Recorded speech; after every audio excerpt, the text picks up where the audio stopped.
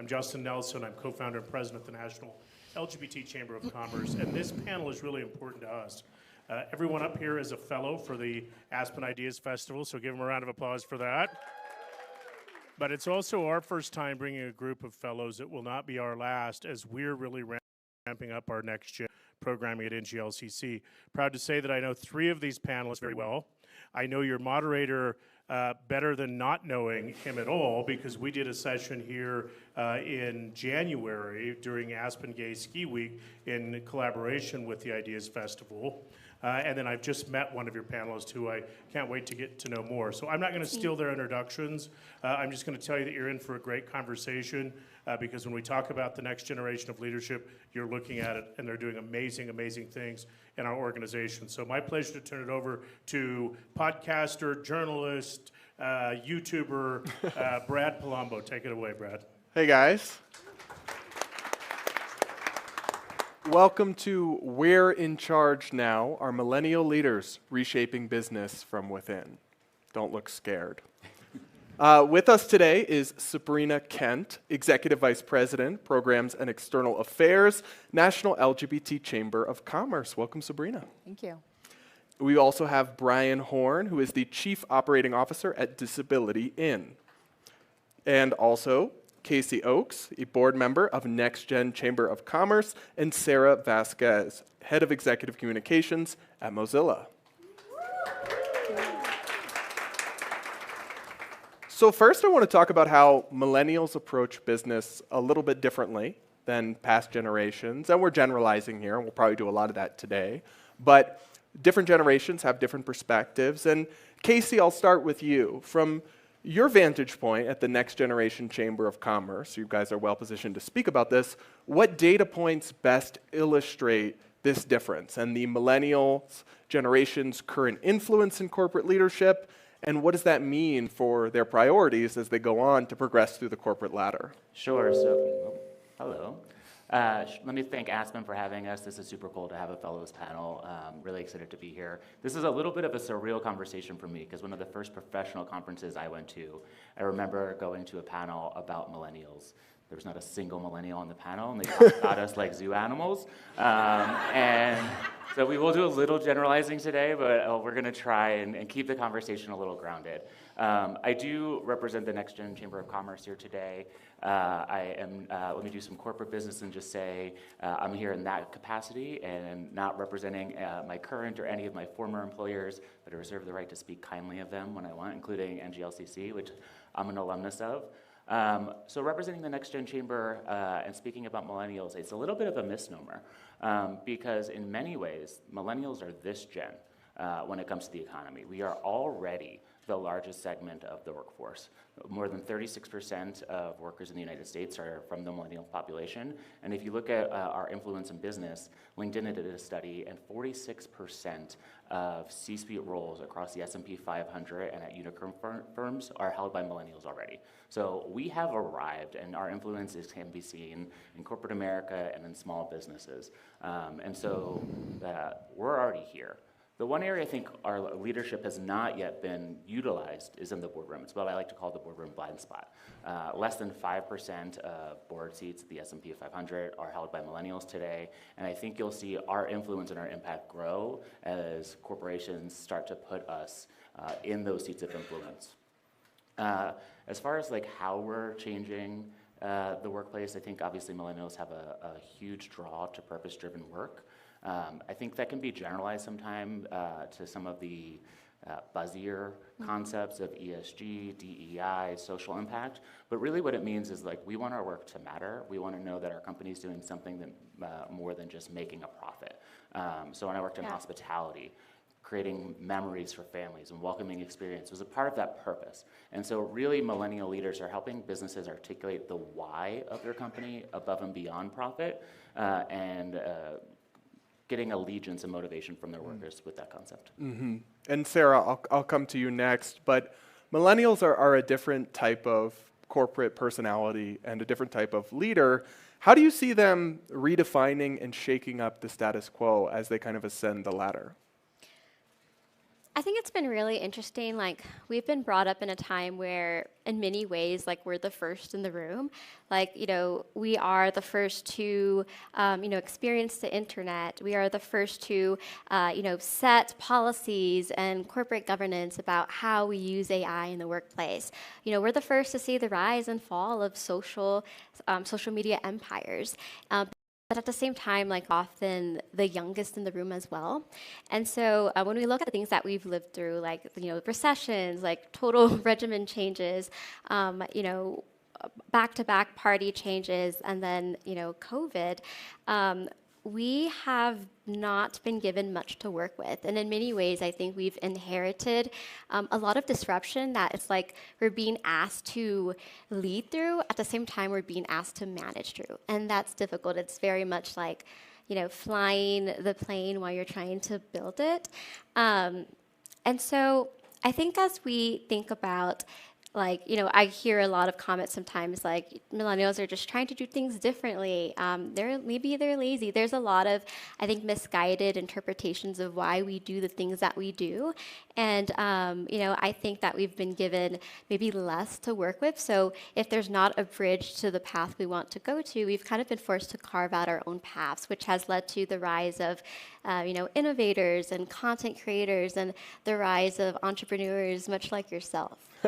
Yeah, thanks. I mean, a lot of us have gotten to carve our own career paths in ways that look a little bit different.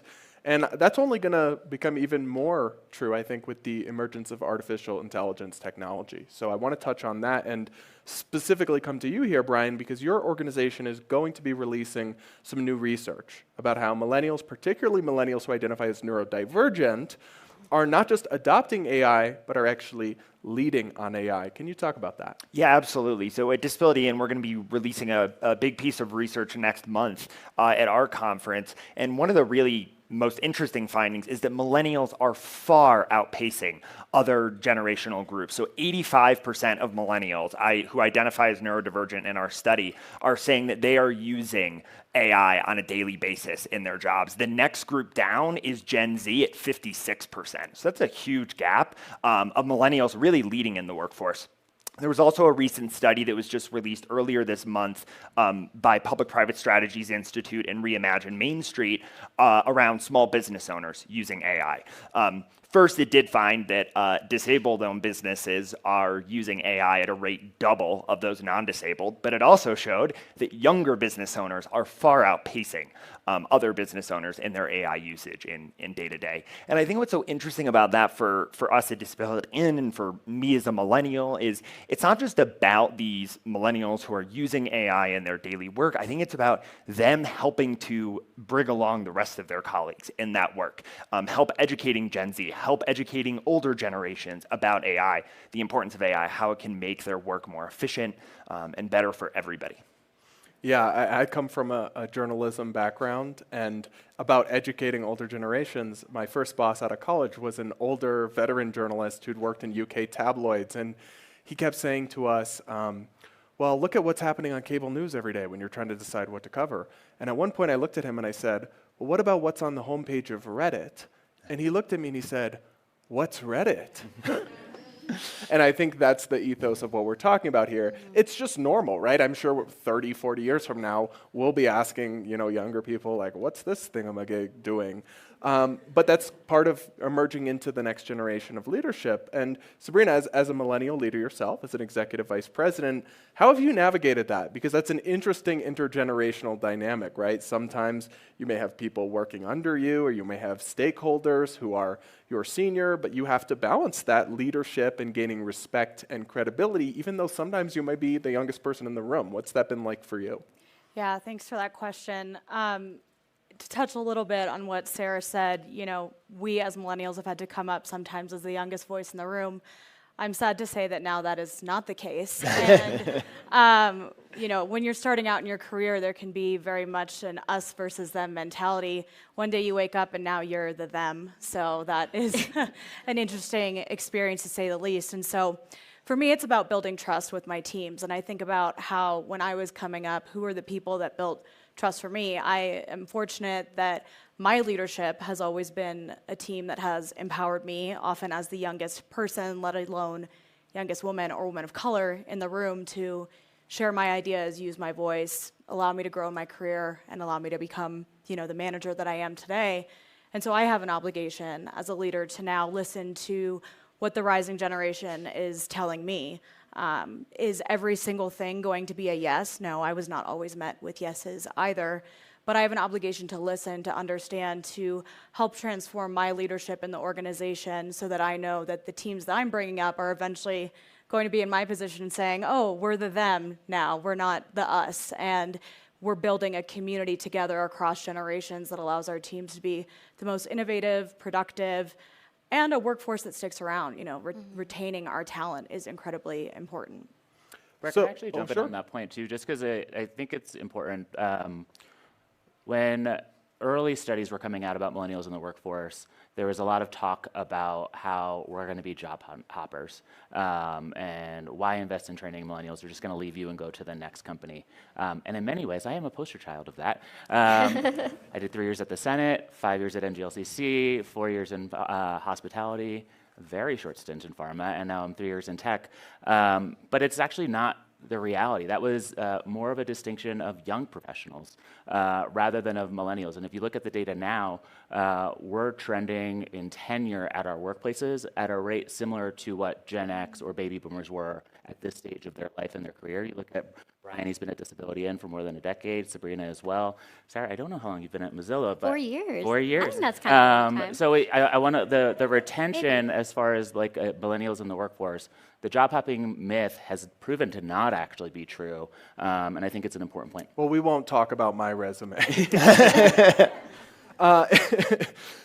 So Sarah, you and I were talking a little bit before off camera about what authority even means and how that changes with the generation. And we have these millennial leaders emerging, but we also have some in our generation who don't want to be traditional bosses, don't want to climb the ladder, are happy doing their own thing. I'm kind of one of those myself. But talk about how you've seen that, whether all millennials even want to be the boss. Yeah, that's so interesting. So it's kind of funny, but one of my favorite mentors often reminds me, title sometimes means nothing to people who don't care about it. So it's kind of a fun play on words, but I think authority and leadership can be represented and distinguished in different ways. And I actually work at a very flat organization. Mozilla, compared to most corporations, is actually pretty flat. And so that's pretty interesting. Like, you have a wide variety of generations in one room working together, making decisions, and there's a lot of respect involved. And one of the things that I've realized was we might be the first generation with the privilege of being able to climb the career ladder without having to manage people. And so it's finally okay to say, I like people, but not that much, right? And what a relief. It's not everyone is meant to be a people manager, and maybe you're just really good at product strategy or a really good engineer, and it's nice that you can finally, earn the income and have the title and have that respect without necessarily being a people manager. Sabrina, as a millennial leader, so how have you developed this and managed across the generation in your teams? And in what particular ways are you seeing AI support play into that, particularly with coaching and other sort of professional development aspects?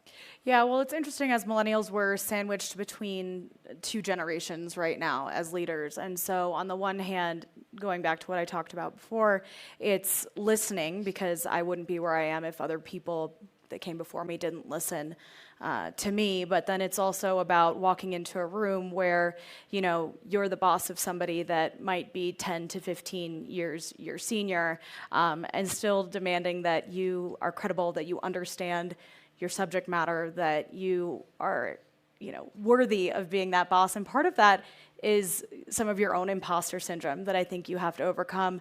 The other piece goes back on having a leadership team that you work with that invests in your professional development, that invests in your voice and helping you get there. But AI is such a strong tool for me. I look at the professional development of my team. We do annual performance reviews, but we meet weekly. I meet weekly with most of my VPs and our direct managers. And then I meet with the associates on our teams about once a month or every other month to understand what their experience is. And again, to kind of bridge that gap between, okay, you perceive me as being all the way up here, not even a human in some cases. You're like, Sabrina's so far away from who I am. And my goal is to say, no, I invested in you and I care about who you are, whether you're a VP, a director in the organization, or you're an associate or an intern. And so leveraging AI for me is really important because sometimes there are ideas that come out of these meetings and I'm like, there is not a world in which we're implementing this. Like, but I have to think about the motivation of where this idea came from and then how we can creatively implement a solution that's going to address the heart of the need that's being expressed. And I use AI as a tool because I know that my ideas might be good, but they could be better. Oh yeah, and speeding up research, and it's one of those things that people are going to have to get with it or get left behind in the corporate world, in journalism, in all sorts of walks of life, because it's not going away as much as some of us might wish that it would. Brian, coming to you here, we already talked about this a little bit, but what's it like for you sometimes being on the younger side or one of the younger people in the room, but still establishing yourself as a leader? Yeah, absolutely. I think that, again, I've been very fortunate in kind of my own personal experience to be in workplaces that are very inclusive and value my opinion, value my thought. I think one of the things that I've really benefited from as kind of coming up as a younger leader in my organization and in other roles is the value of mentorship. I've been graced with a boss who is not only my boss, but a friend and a true mentor to me, and has really kind of helped me come into my own as a leader on our team. And so having a champion and having a mentor is so important. And so now that I've really been able to have that, I feel very invested in the younger generation of talent on our team because, to Sabrina's earlier point, talent retention is so important right now. I think we've all probably experienced a bunch of turnover on a team. It's tough. And so really kind of retaining talent, I think, comes down to people feeling valued, like they have mentors, like they have champions, they have people who want them to succeed and to advance. And so that's something that I've been lucky enough to have and now spend a good amount of my time trying to give back.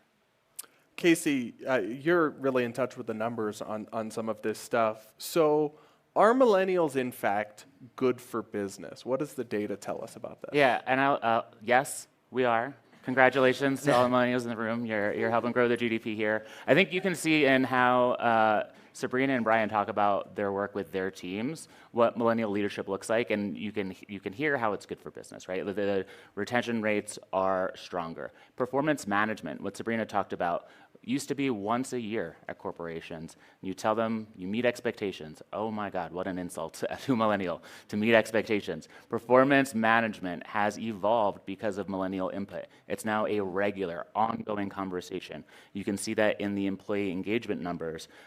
Employees who have regular one-on-ones with their managers, which is something that's resulted from millennial leadership, are more engaged, more likely to stay with their company. Sabrina was talking about transparency in the workplace. Transparency is a millennial leadership value that is incredibly important to retention and motivation and engagement and affinity with the company. I worked at Marriott when COVID happened. Our CEO, Arnie Sorensen at the time, had to send us all home. He furloughed basically the entire corporate staff. But he got up in front of the camera and he spoke from his heart about what it meant for the business, what it meant to him personally, and why this was a necessary move to protect the long-term company that we all valued. And my goodness, the way people responded to that level of leadership compared to some other companies navigating COVID, everyone waited. Everyone went home. We waited, and we came back, and we were ready to rebuild the hospitality industry when we got back. So those millennial leadership values are showing stronger performance management, less turnover, and increased affinity with their employer. If I could just add, Gen Z also now demands it, right? So we're in a space and a place now that if we're not being open-minded, listening, transparent, and open leaders, then we are not going to be the leaders. Right. And so, it's an imperative, in my opinion, as well. Yeah, so I'll give you guys a moment to think about it. Well, maybe I'll give a couple of my examples. But I want to talk to you guys about what are some things that you came up with through your early career that you don't want to take with you as you move and you become the leaders and the managers as you already are, but even further. And then I also will after ask you what you do want to take. But just for me personally, I think remote work is a really interesting question that's very industry specific, whether it can work or not. But in my first newsroom that I worked in, we had to commute into an office 5 days a week in a full shirt and tie. And this was not in like, I'm not old, right? This was not decades ago. This was like 2020. But there was something, I think, useful about having that experience. At the same time, it was incredibly inefficient. And in fact, when we switched to COVID and we started working remotely, we were finishing a day's work by 2 p.m. That had previously, because I had to get up, shower, get in a full suit, commute an hour on the metro. You're on the office, then you're all going out to lunch on the corporate dime or whatever. So for me, at least, as I build my own business, even now that COVID is not the driving dynamic anymore, am going to incorporate less rigidity in terms of you've got to be in person this all the time. Now that's very industry specific, whether it works, whether it doesn't. People have different feelings about that. But for you guys, and we'll just go down the line here, starting with Sarah, what did you experience coming up that you maybe won't be taking with you? Yeah. So while I am technically considered a millennial, I'm definitely on the cusp between Zoomer and millennial, which is really fun. And I've had things, happen to me recently that I still tussle with. And so recently I actually received a piece of feedback, and it was from someone who works very closely with the senior leaders and executives that I provide strategic comms guidance to. And they felt that I was too friendly or appeared as if I was a peer to the executive as opposed to a strategic guide. And so I tussled with that for days. It really did keep me up for nights. And I thought about it and I thought about it. And while I do realize optics are important, I also understand very well, what makes me a strong comms leader. And I think part of that is being able to create personal relationships with each of my leaders and understand, can I capture that glit in their eye? How can I change their perception of comms? What makes them excited? How can I make comms something that they look forward to and not something that they grunt about, or it's oh, not another interview. And so one of my favorite teachers told me, you can entertain ideas. You can invite them over for dinner, but it doesn't mean that they have to stay the night. And so, I accepted the feedback. I believe I responded with a lot of grace, but I also gave myself grace, and I know that moving forward, I will probably continue to receive similar feedback, but it's really up to me, what I choose to take to heart and what I choose to leave behind. I'd like to take that type of I think grace moving forward as I continue to manage, people of other generations. And I hope that I don't look back at my past and my past experiences rising, through the corporate ladder and think, oh, you have to do it this way because I did. I think, I'm not quite sure where that feedback came from, but what I did realize was, maybe that person is not used to seeing someone like me, someone who is a young woman, a young Latina, in close partnership with senior leaders. Maybe I'm invited to rooms that at that point in that person's early career, perhaps she wasn't able to be in, right? I'm not sure. But so I want to make sure that I, carry that experience with me as I move forward. Casey, what about you? What will you be leaving behind? Hierarchy, man. The data actually shows that millennials have really gravitate towards flatter, more collaborative structures. And I remember one of my first professional jobs after college, I had a manager who, anytime you would try to collaborate or give feedback and improve the process, you would get duly noted, which to this day, noted and duly noted is a trigger word for me. And so, because it just meant, you've said something to me and it's gone out the other ear. So I gravitate towards and I try to build environments where all perspectives are valued. And I'll give credit to Justin at NGLCC. It was he's a big personality. I don't know if you noticed from the last panel, but I remember working for Justin and coaching a young fellow on our staff because she was getting great intel from her role on the team. She had on-the-ground grassroots information from our stakeholders, from our funders, and it was a perspective that he and I needed in the room. But because of the hierarchy, she didn't feel comfortable at first sharing it. And so was able to mentor her, work with her to make it known that every perspective in this room, regardless of who ultimately needs to make the decision, is going to be valued. And so that's something that I've learned in my early career that I've tried to bring along with me in leadership. And I credit Justin and NGLCC for allowing that to happen. Brian, what about you? So I first want to plus one everything Brad said around remote work. My organization has always been remote. So in March 2020, that was one of the only easy things is we just kept working like we normally did. But what I would say is actually one step further, which is I'm done with the days of inflexibility. I think that you need to build a team, and this is something that we really, really firmly believe at Disability in, that works very hard, that you can trust. I think building that trust and having a team that you know is working really hard, whether that's at 8 o'clock at night because it's a mom who put their kids to bed and she needed 2 hours off earlier in the day to go pick them up and bring them to the doctor and bring them back home, I don't care. As long as you did the work that you needed to do that day and got it done, I don't really care when it was. As long as you're on a meeting that, of course, you need to be on. I'm not saying blow off meetings. But I think kind of having this antiquated notion of having to be chained to your desk from 9 a.m. to 5 p.m. every day, Monday through Friday, is sort of a thing of the past. And I think that the importance of flexibility is something that our generation really, really values. It's funny you say that because my mom works in corporate America and at high levels of human resources, and I won't say which, but the corporation she worked at not too long ago, she's moved. Shocker. People don't love this kind of thing in terms of talent retention. She would get all her work done, but have to go wiggle her mouse once every half an hour so that her bubble stayed green instead of going to orange for away from keyboard, because that's how they were measuring who's really working at remote work rather than objective based, right? Like, are you doing this thing?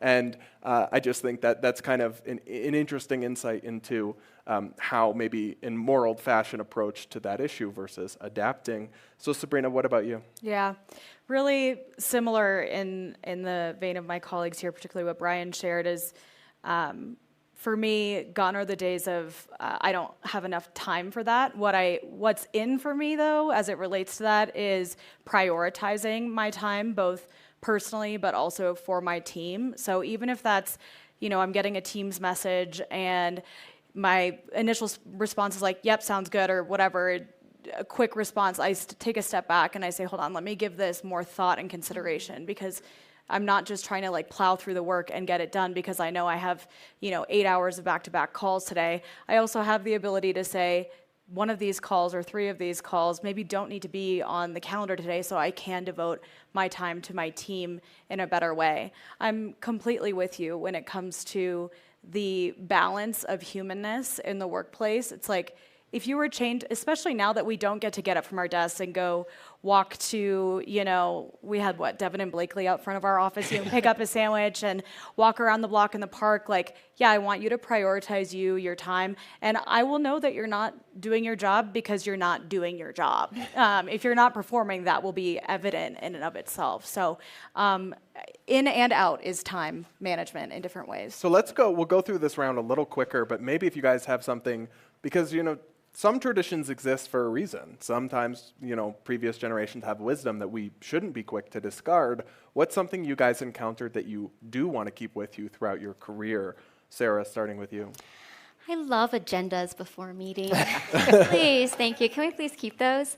I would like to keep those. Is it something we'd leave behind, or? Something you keep with you that you encountered that you're like, oh, that might be a little old-fashioned, but I think it exists for a reason. Definitely agendas, and I think meeting notes.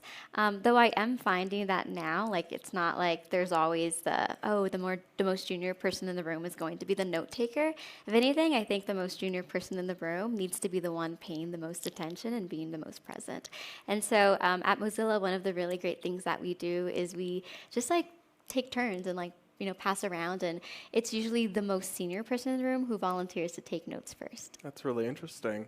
Casey, you? And I'm going to offend Brian and Sabrina here, but one of the things that I really value is in-person human connection. And so the data on remote work is actually really mixed. Millennials, as I mentioned, value teamwork and collaboration. And I think sometimes when we do remote work and we implement it lazily, and I don't think disability and or NGLCC have, you lose that teamwork and collaboration. And so you've seen companies now start to shift from fully remote, hybrid is totally valid, to let's try and get folks back together a little bit more. And it's because of this push-pull dynamic, or that they haven't figured out how to replicate the inhuman or the connection you get from in-person working alongside each other virtually. I think it's also very industry specific. There's some Absolutely. industries where it just doesn't work, and Yeah. there's somewhere it works great.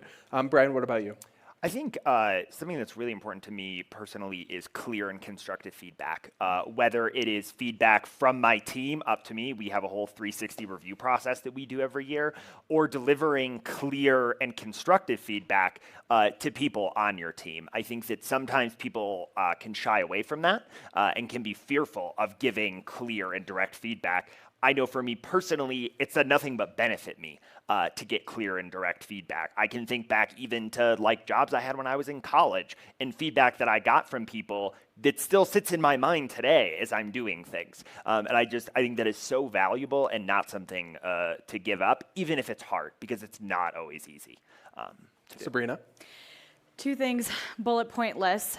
So much prefer that versus a 7-paragraph email that gets me the same information.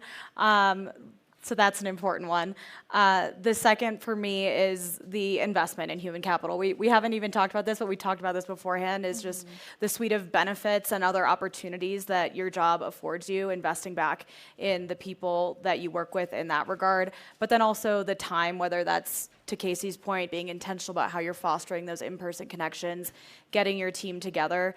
At the end of the day, we spend the majority of our lives working and working with our colleagues, and we need a place to belong. If we don't belong, we're not going to stick around. And so for me, the investment both in the individual, their individual lives, but also the team they belong to is really important.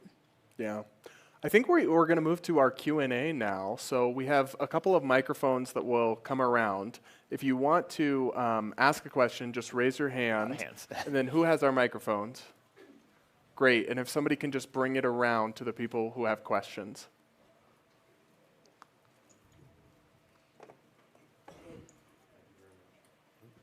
Are we on? Wonderful. This is mainly directed to Brian and Sabrina when you were talking about work flexibility. I have a 4-month-old. I very much appreciate being able to do my work whenever I need to. But I think an issue with millennials is the ability to switch off. And I actually think that it's a real slippery slope, what you're saying, which is I don't care when you get your work done so long as it's done, right? How do you manage your teams, or how do you see this issue, and how do you help kind of resolve that, where it's like, no, you need to switch off to prevent burnout, to make sure you're prioritizing family and everything like that? No, I think that's a really important point. And I think, I'm not looking to blow up the whole structure of 9-to-5 work here, but I think to your point, I think clear guidance to people around expectations is really important. I don't expect anybody on my team to be responding to emails after 5:30, 6 o'clock in their time zone, because our team is spread out all across the country after that. If they want to, because that works better for their schedule, I think go for it. But I think expectation setting is really important, because I've worked in jobs where the expectation is if the email comes in at 9 o'clock at night, you're responding to it. And so I think leadership setting clear expectations is really important, because if senior leaders are expecting it, even on one team and not the other, I think that can really be kind of detrimental to the organization. Yeah, I think it's a really important question. The 8-hour workday to me is, to the point that you made earlier, it's about what you can accomplish with the time that you have. And so it's not saying that you need to be glued to your desk from 9 to 5 and I want to see that, computer lit green all the time. It's you're prompt, you're communicative, so on and so forth. But I set really clear expectations around deadlines as well. So it's, hey, if this is Wednesday at noon, and when we're setting deadlines as well, it's not like, I need this on Wednesday. It's, okay, does Wednesday seem doable? Okay, if not, do we have flexibility in that? And I know that you're not doing your job if it doesn't show up on my desk by the time that we've agreed upon. So for me, it's very much not, it's the opposite of the expectation that, you know, you're replying at 10:30. In fact, if you do, I wake up the next day and I'm like, why were you replying to me at 10:30? Yes. You know, and it's, Yeah, I want to acknowledge that there's a real phenomenon happening as millennials get older and have greater financial and familial responsibilities. Burnout rates are skyrocketing. Sense of financial insecurity is also skyrocketing. It's not a problem that we figured out how to solve yet, and I think it's something we're all grappling with. I'll tell you, I experience it every day. Flexibility in the workplace, though, is also one of the most desired or requested features of an employer. And so it's something we're asking for and just not managing well. And it's something that benefits the employer, too. They found that flexible work schedules over the course of a month result in 1.4 more days of productivity or work than the rigid 9 to 5. Let's move to our next question. Hands up. Here. Yeah, over here. Hi, Tiffany. Everyone. My name is Tiffany Green. I am the founder and CEO of Uprooted Academy. We are a nonprofit education technology company, also millennial. And so I'm curious because we are currently in like a big hiring push right now. And one of the things that I'm recognizing is that millennials and Gen Zers have seen the glory days, right? High salaries, lots of flexibility with remote work. And now we have this reckoning, right? Like salaries that were once $200,000 last year are now $125,000, right? And so there's this other trend. Things that were fully remote and allowed you to live anywhere are now saying you need to come back in hybrid. How are you all working with your teams and people to reintroduce this like reorientation of work post-COVID and like kind of the glory tech kind of days where everything was ballooned, particularly thinking about with AI as well? Sarah, yeah, let's start with you and then just quickly go down the line. Yeah. Actually, I think I need some time to think Okay, about it. Casey. Yeah, I'll say Next Gen Chamber has one full-time employee. He's fantastic. So it's not something we've grappled with a lot, but I'll say there's going to be an adjustment and a realization of what's out on the market, right? The transparency in salary is something that's a big trend, and so you're able to compare and contrast. And I think putting that in your postings is a really smart thing, so you're able to weed out the talent who just won't accept that kind of offer. The other thing, and I've been really skeptical of this data point, but there's been said that millennials and Gen Z would be more willing to take a pay cut to work for a company that aligns to their values or has the benefits or the flexibility that they want. It's a really easy thing to say. It's another thing in reality, but the data suggests that close to $8,000 a year is what the trade-off could be. And so incorporating that into your posting, into your company mission, leading with some of those elements to help folks see the broader picture beyond just the base might be a strategy to pursue. Yeah, the only thing I would add is not the mission-driven part necessarily, but the benefits and time off piece. I think that we have an unlimited PTO policy, for example. That is incredibly attractive to people to not have to worry about budgeting their vacation time for the whole year. And we also really lean into benefit. You know, we as an organization work with the disability community. Over 2/3 of our staff are people with disabilities. And so our benefits have to be really robust to make sure that our employees have exactly what they need. And so I think that can be kind of a balance as well. Yeah, definitely echoing what they shared and putting sort of a value to what those benefits can look like. For example, we have a very, very generous 401k match program where I work. We have a very generous health insurance, dental, vision reimbursement as well, but then also looking at things that are other expenses or areas that you can support your team, whether it's we give a stipend for remote work. So you're not expected to have the best Wi-Fi if you can't pay for it, but we help you pay for it, right? Or fertility benefits, you know, looking at how your teams might be structuring their family planning or their maternity or paternity. Time off is a huge one. You know, I think the similar piece around virtual work applies to the unlimited PTO policy, and it's just about, again, creating a culture where people feel like they can take that time off versus, you know, oh gosh, I went on 2 vacations this year, whatever the situation may be. But really taking a look and putting a dollar amount on what all you're providing in that suite of benefits, because I'm not going to quote this correctly. I think ours is like around $25,000 to $30,000 a year That's in amazing. added benefits, which makes an impact. Pizza parties. I think for me, something that I've been really interested in are like horizontal learning opportunities. Like I've always been in comms. I studied public relations. I have a very like straight line career path, but I'm really interested in product marketing. And so at my company, we're very flat, but we also have a lot of opportunity to work cross-functionally and even like take on projects that not like probably wouldn't normally be within our capacity. And so I think you might have mentioned this earlier with your stats, but I think there's like a real interest for millennials and even Zoomers they see work as an opportunity to learn and to grow. And so I think acknowledging that your company is open to that is really interesting. I've also seen in certain states, some states have made it a requirement to include salary ranges. And even if the salary isn't like 200,000. I still think that level of transparency shows a lot about your company, putting it up even if you don't have to. Let's go to our next question. Did we already hand it out? Or let's go to the back, yes. No. You hear me now? Yeah. Yes. Yeah. Right. I'm an elder millennial, so I've Welcome. Thank you. And to someone's point earlier that we've kind of seen this probably very unusual period of work where we were only gaining like benefits and access and kind of upward mobility, and that cycle seems to have ended.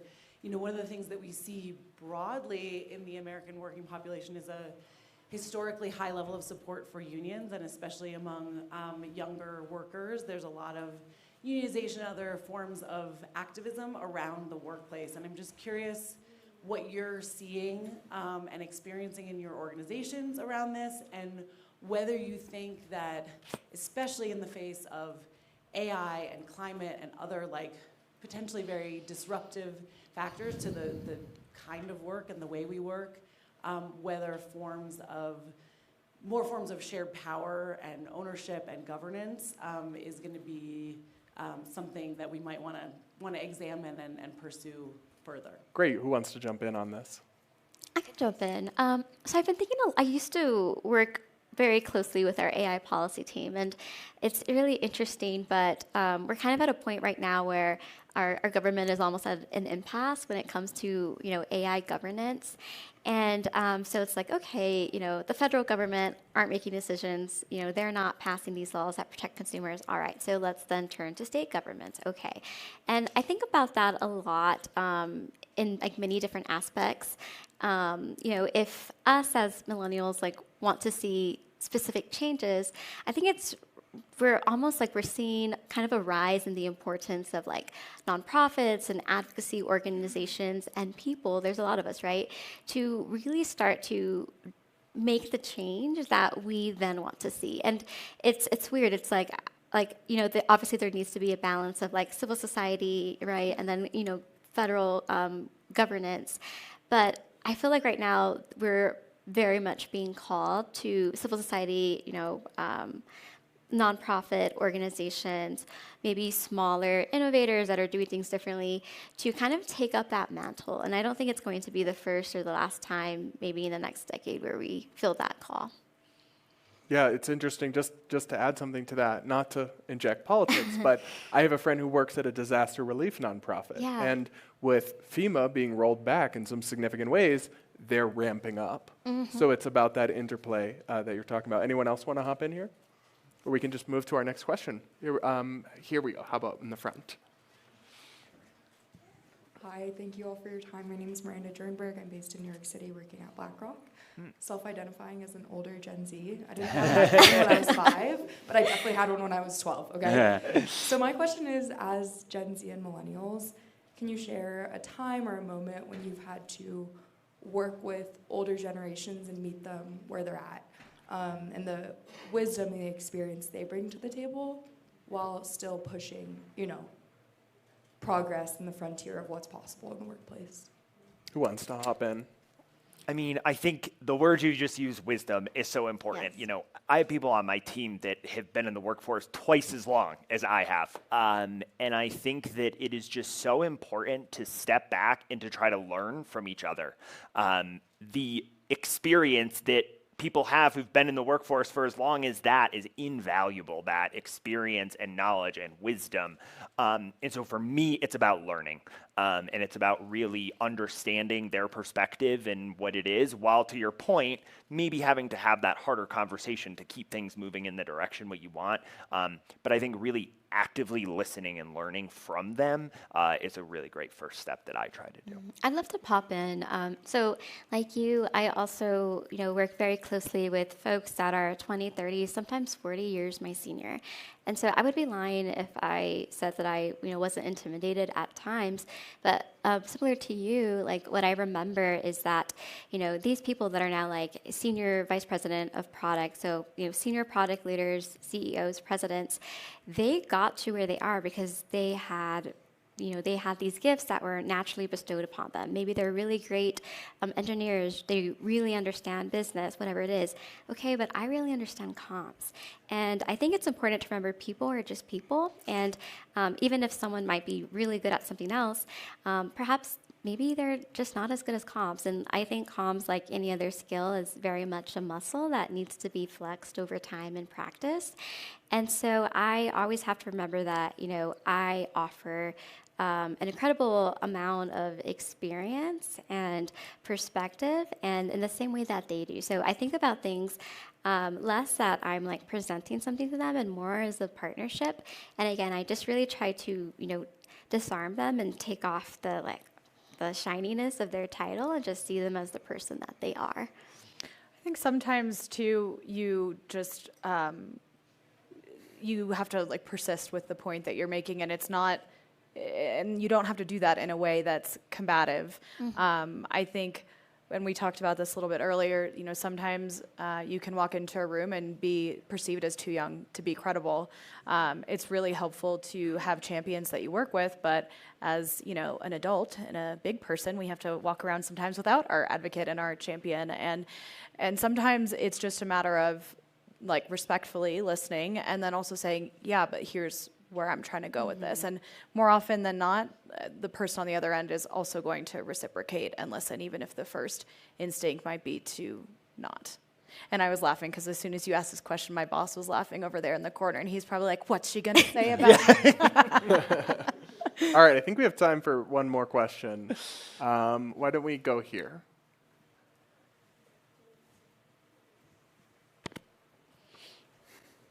Thank you very much.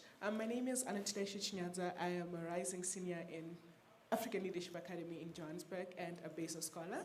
So I wanted to ask, with the rise in AI usage, we know that like the millennial and the Gen Zs, which I'm part of, like there's a rise in the use of AI. So I wanted to ask, how can we as a generation prevent and stop the conception that's coming about that AI is going to be replacing maybe our human intelligence, our human creativity, and even to some point, our leadership skills as this upcoming generation? Yeah, I think it's a great point. There's been a lot of conversations around AI this week at the festival, and more will continue. I think the thing that I would stress is just we have agency in how we use these tools. And so as folks talk about the way it will depress your creativity or critical thinking, you're going to go from the trend is shifting from generating the work to reviewing the work. And how do you then make sure that your review are elevating and increasing the insights from there? It is going to be on these generations to own how this technology is used, and it's something I think we have to think of thoughtfully from like a macro societal perspective, but also from our careers. Millennials have benefited from being like the first digital native generation, but AI also has the risk of turning us into the boomers who are helping convert Word documents into PDFs. And I say that with kindness and empathy, but if we don't invest in how we use this technology to empower our careers rather than allow it to drive our careers for us, we'll become that. And to just add to that, to create a more like tangible perspective, I think one way to actually do that in action is to create a framework. So if you are working with more junior employees, whether they're associates or interns, I think having a clear structure of what task or assignments do we use AI for and what do we not? Because I still think that there are very foundational skill sets that still need to be taught. And so, right now there's a big concern that like companies are only hiring middle managers, like where do recent graduates go, right? And so I think it's so important that we continue to like foster the next generation. AI is great, fantastic, we'll use it, but let's also be clear on like what we intend to, like what skill sets we still want to make sure that we're passing. All right, guys, well, we are out of time. Can we give it up for our panel? All right, thanks everybody, enjoy the festival.